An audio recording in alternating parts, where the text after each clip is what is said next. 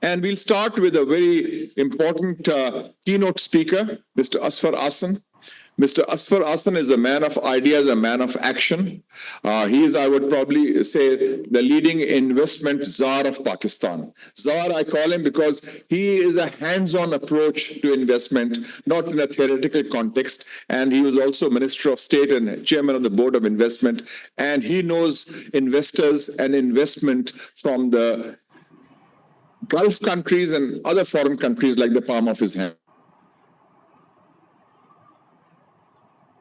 Based on the track record of Pakistan and based on building a roadmap for the future, and what are the impediments, what are the ground realities, and how do we go forth in building this regional connectivity where Pakistan is at the hub, surrounded by China, Central Asian republics, Iran, Afghanistan, and South Asia, and then we have the Gulf countries. So I think that we have to leverage our location and our role to build this regional connectivity. The opportunity is there, and we just have to seize it with the right initiative and the right approach. Over to you, Excellency. Thank you.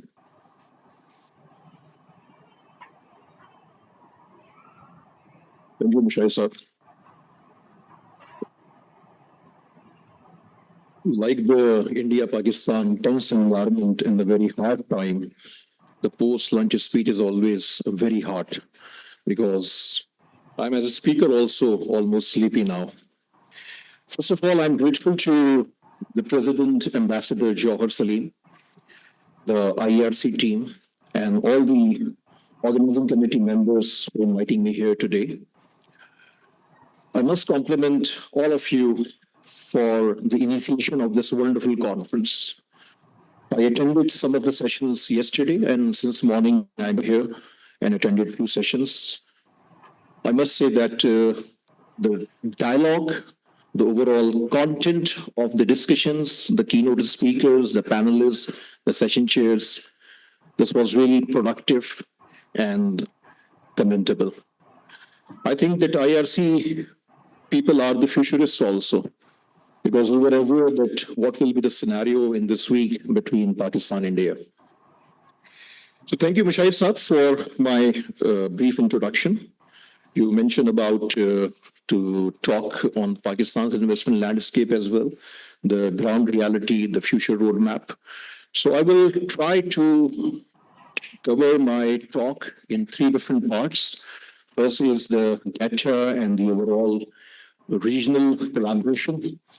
And the second is the Pakistan's investment landscape. In the end, I will try to link all these points with the regional connectivity, collaboration, joint ventures, and the overall potential with challenges and what should be the roadmap of Pakistan. So as per the current census, our population size is 250 million now. And by 2047, when we will be 100 years old, we will cross 400 million. Out of the all population, our 65% population is under 30 years of age.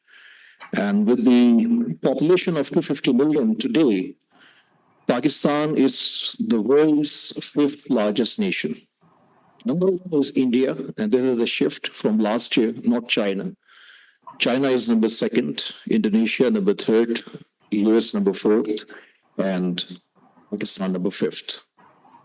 Pakistan is also an epicenter of 5 billion people in our surroundings, from Central Asia to Far East to Southeast Asia to China, India, Middle East, and Africa. So its strategic position is very important as far as the Pakistan is concerned.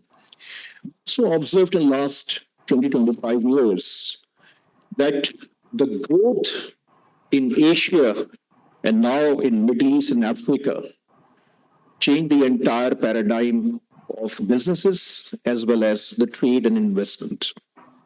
The rise of China, the rise of India, the rise of some Middle Eastern countries, and the countries like Vietnam and also Indonesia, Malaysia, Turkey.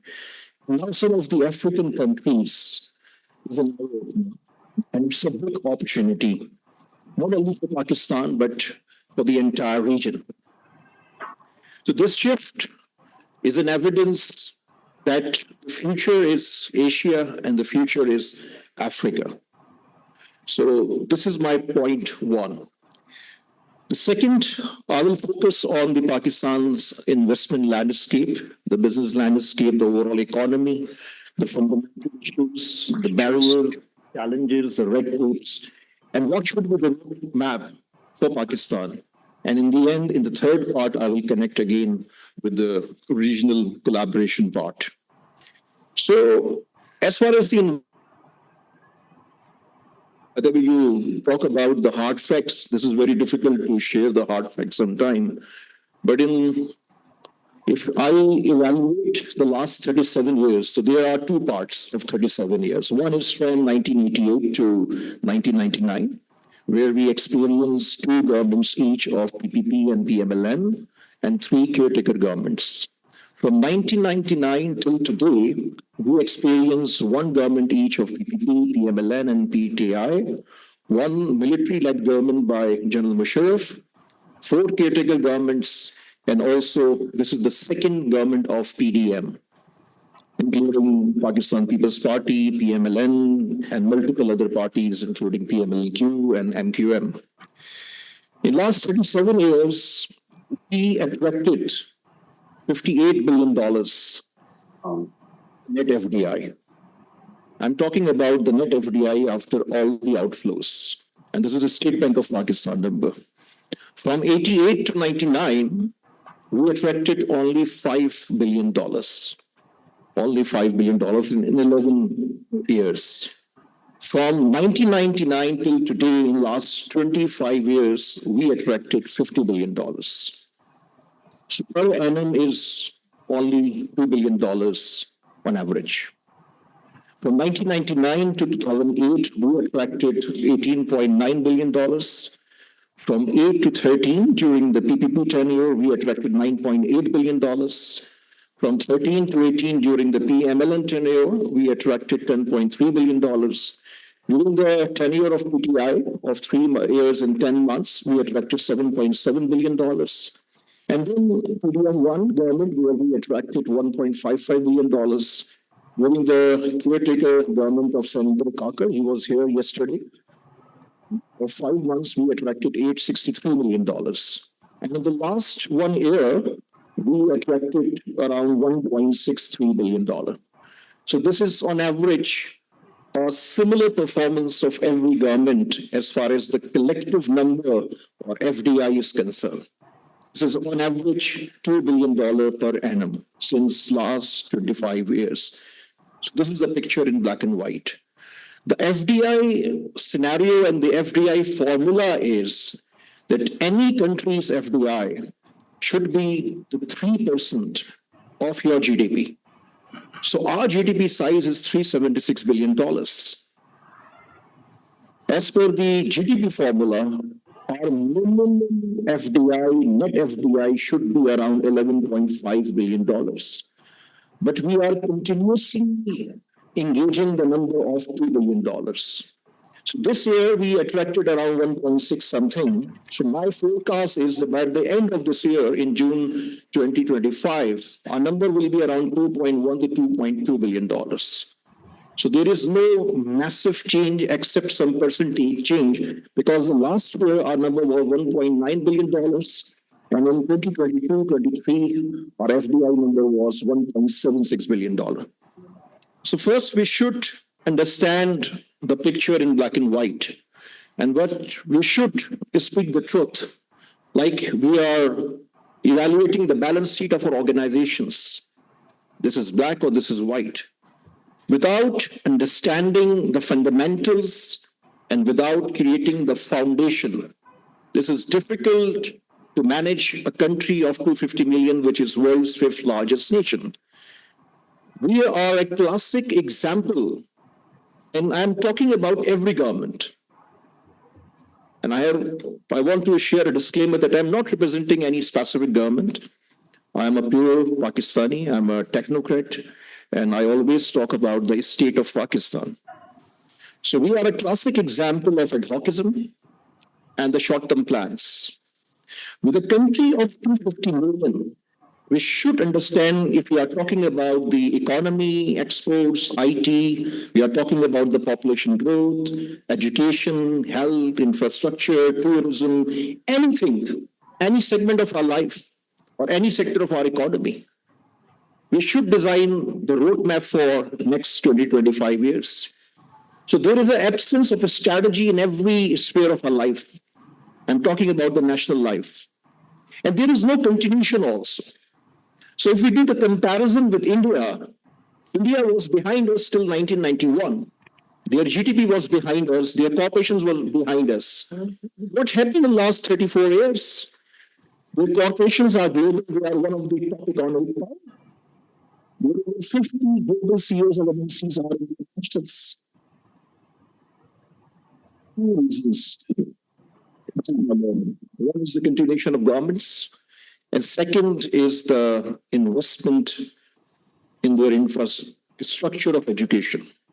And this is not restricted to only IIMs and IITs of this world, but the overall education infrastructure they built in the last 60, 70 years. Here, we are investing very minor number as far as the investment is concerned. And in my opinion, the biggest threat to Pakistan is not the economy, not India. In the long term, the biggest threat to Pakistan is 28 million kids out of school. We are not providing them education, and we are not providing them vocational training, जिसे हम हुनर कहते हैं. And there are a few million people who are part of the public sector schools where they can only write their name after the matriculation.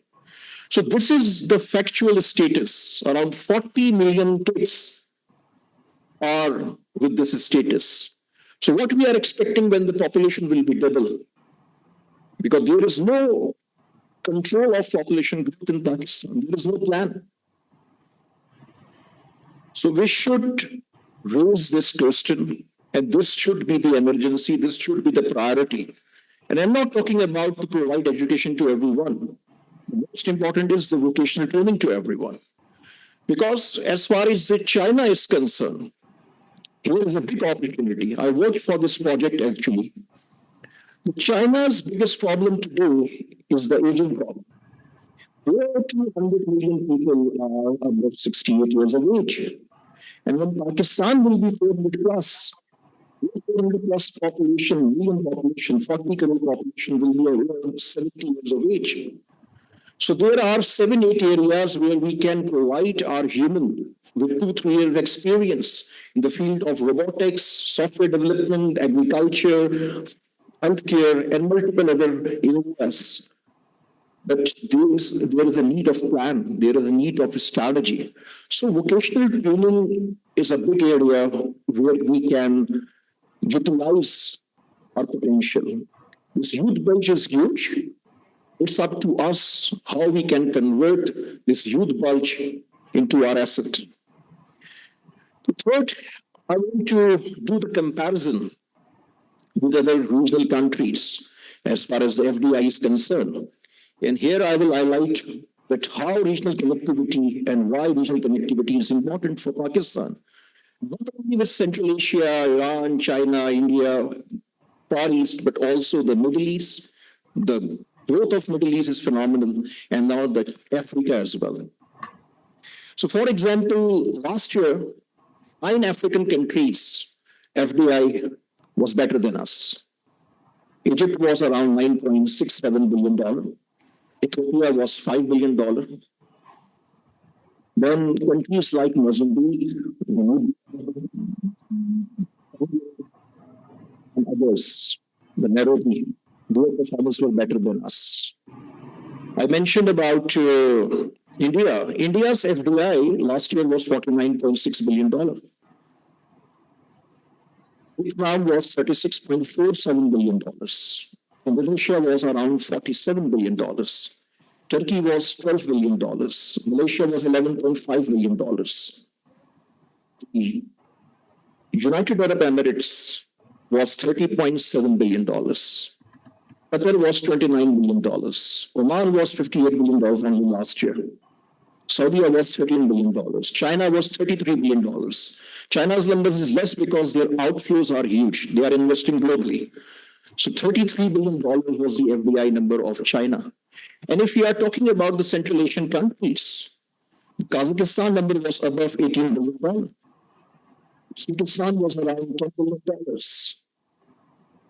Azerbaijan was around $7.7 billion.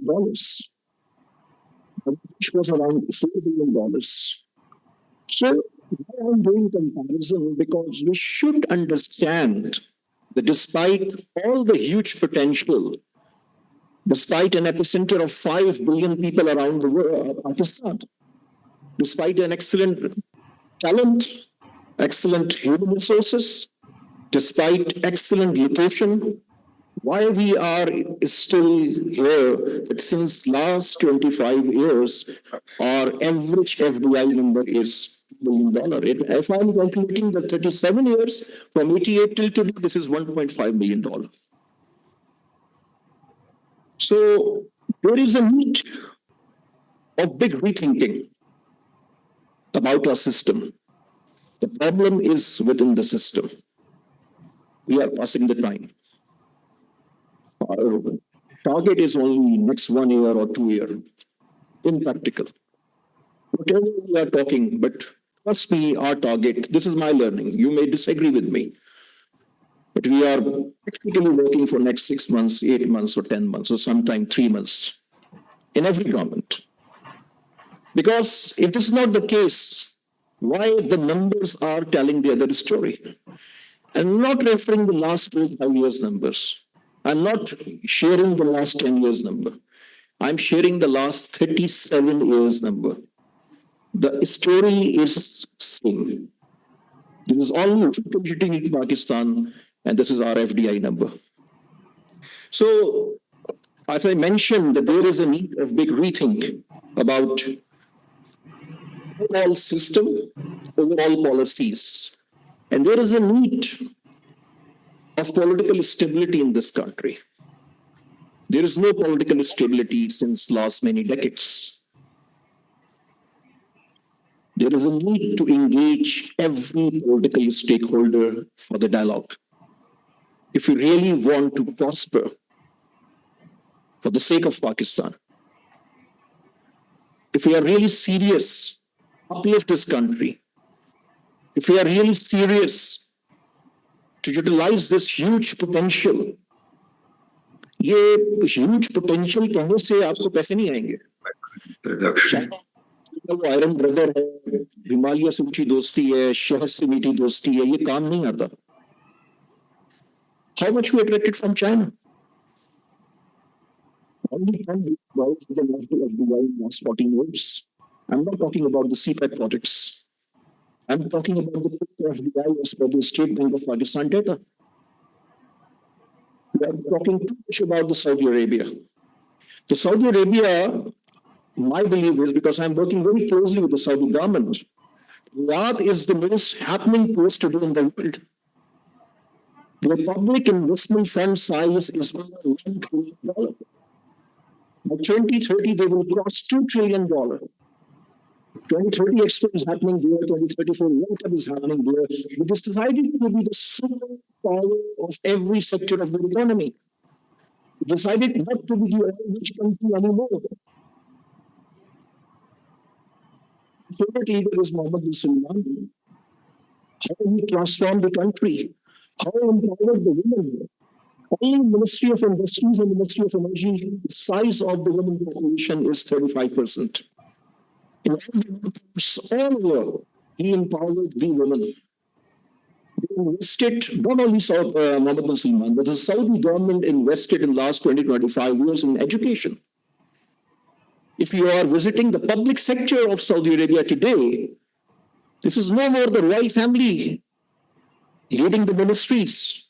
This is the top talent of Saudi nationals leading the ministries, leading the public sector organizations. They invested in education.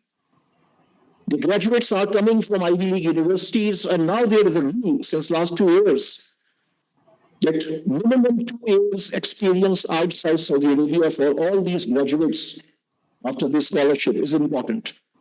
And they are returning to Saudi Arabia and they are serving their corporations. So this is the new phase of Saudi Arabia. Our strategic relationship is excellent.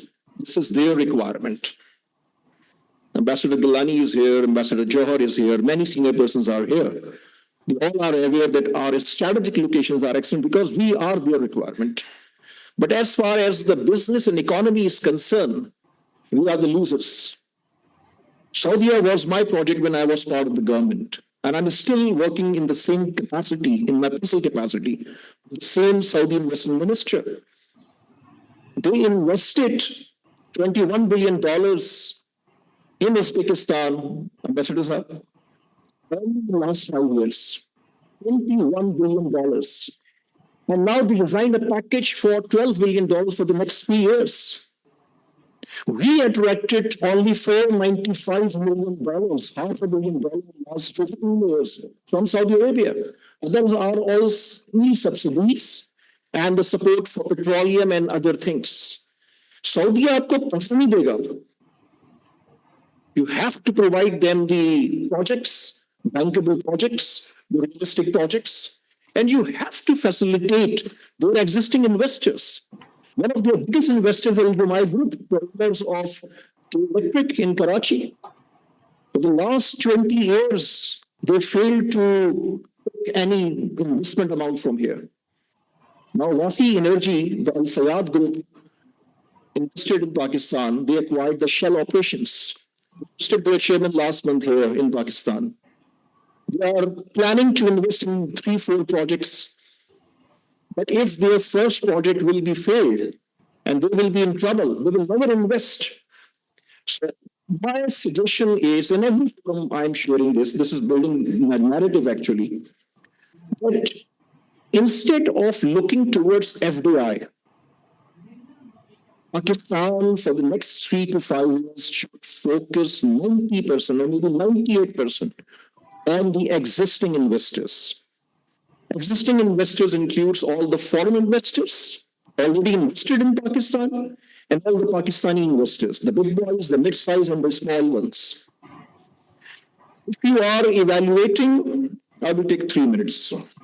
If you are evaluating the top 10, 15 countries attracting FDI, and you can verify the data of last 20, 25 years, something is common. The existing investors created wealth. They are satisfied, they are confident, they are motivated. Only then they can do the joint ventures and FDI flows natural. We're talking about FDI and the MOUs of $2.8 billion because there is no value of MOU in today's business world.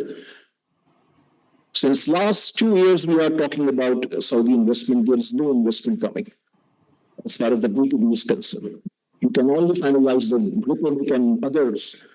But it's me, and I can guarantee you, I'm saying with complete responsibility, that till today, there is no B2B investment is finalized. This is not the criticism. This is the truth. We are avoiding to speak the truth because of our insecurities. Pakistan is first or individuals are first. So this is my message to focus on Pakistani investors, the foreign existing investors, plan a strategy in which everyone, all the concerned stakeholders, the next 20 to 25 years, for economy, for some big issues. So these are the challenges. There are many other points, but the time is short. In the end, I want to say that I highlighted the picture in black and white. And in the end, I want to share the 2 positive points also. State Bank of Pakistan started Russian digital account. You were in Uzbekistan during that time.